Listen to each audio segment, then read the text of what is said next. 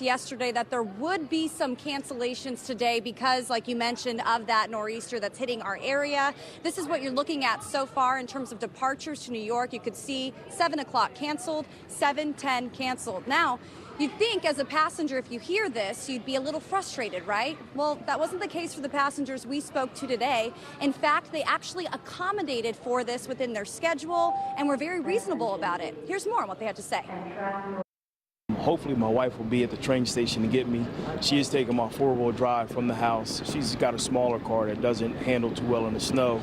So I'm just hoping that she gets there safe and that, she's there when I get there so I'm not stranded in Wilmington. So you guys have been communicating? Yes. And you guys have come up with a plan and everything? Yep. The plan is if she can't get there, then I'll have to get a hotel. Despite all the news that we're having a huge snowstorm, so I think, yeah, I'm prepared for it. I can handle that. Okay. It's fine, yeah. Do you think it's going to affect your travel, though? No.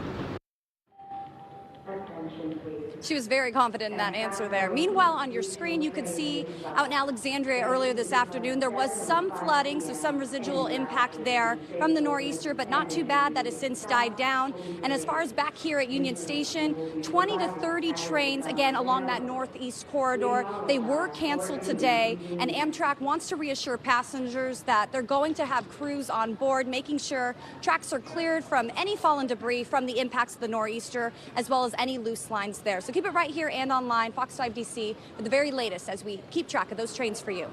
Reporting live here at Union Station this evening, Kristen Leone, Fox 5 Local News. Oh, what a mess. Yeah, I mean, the good news is we kind of mentioned it. We dodged it. Yeah, we did. Just got the very tip of it last night.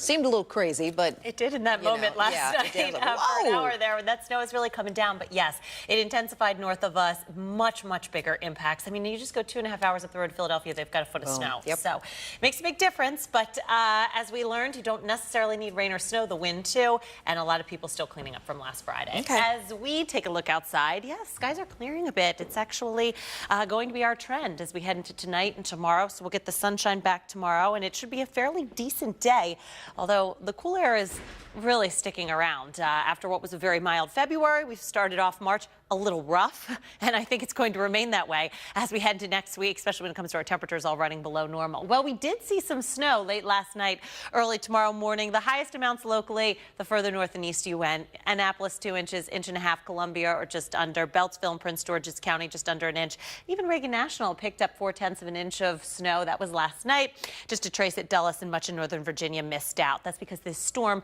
while we saw that piece of energy come through last night with the snow, really got wrapped up as it exited the Washington area, moved over southeast Pennsylvania, New Jersey, and you can see it right now. It's cleared some of those spots, but heavy snow is falling. Thunder, snow, and lightning have been reported numerous times across Pennsylvania, up through New Jersey, New York, and now into New England. They're really seeing the heavy snows probably changing over soon along the Cape, where they'll also be battered by the wind. Snow showers along that trough back across the Ohio Valley and some along our mountains, too.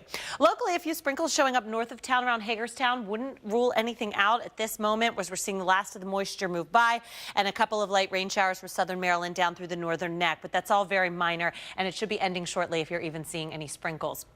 Outside right now, 47 degrees here in Washington on a wind out of the north at about 10 miles an hour. And elsewhere, we are mainly seeing temperatures in the low 40s, so it's pretty chilly. 41 in Baltimore, 37 in Westminster, 43 Frederick, 37 in Winchester. But as those skies clear tonight and as the wind continues to blow, it'll start to feel pretty cold towards tomorrow morning. Winds right now out of the northwest at about 10 to 15 miles an hour, but we're seeing some occasional gusts over 30 miles an hour. So for tonight, we're going to expect it to hit that freezing mark even in the district as skies clear and we turn pretty cold. Here's the setup for Thursday. There's that nor'easter exiting stage right, and behind it you get that wind whipping, nothing like last Friday, but coastal areas in the northeast will certainly feel the effects of the wind. For us, we've got a dry breeze coming out of the northwest, so no precipitation really expected.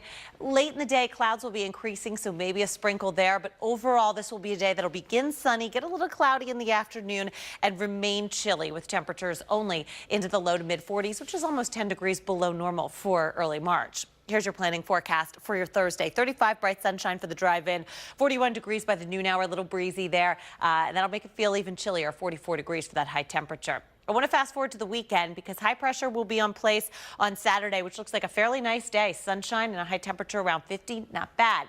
Next storm system rounding the bend. There's a lot of questions and uncertainties with this one, but it could be the next nor'easter, which would make it the third nor'easter for the first 2 weeks in March. And this one looks right now to take a more southern track, which would mean more impacts for us. A lot to detail still to be ironed out, but we've got at least that chance for rain and or snow or anything in between, really, Sunday into Monday. AccuWeather 7-day forecast. Breezy and chilly tomorrow, passing flurry Friday. We do spring forward this weekend, but that's not going to stop a nor'easter.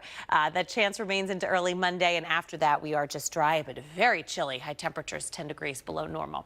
That's a look at your 7-day forecast. Sean, I'll send it back over to you.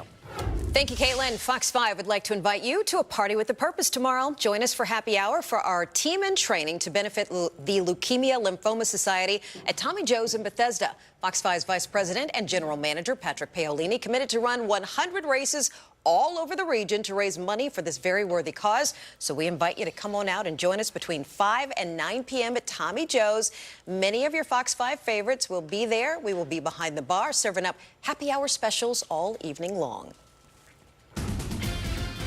All right, well, there is nothing sweeter than a surprise. Today, several unsuspecting students got the surprise of a lifetime in the form of college scholarships. Back after this.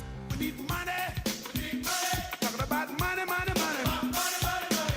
I don't want to be a millionaire. A man trying to get away from the cops ended up getting run over by his own car. A 14-year-old boy is charged with making a violent threat against Crossland High School. His son was kicked off the bus for bullying, made him run to school instead. Before the clock, Saturday night into Sunday, Mrs. Obama had a chance to meet that little girl. This is an important update for all seniors. Funeral costs continue to rise. If you're a United States resident,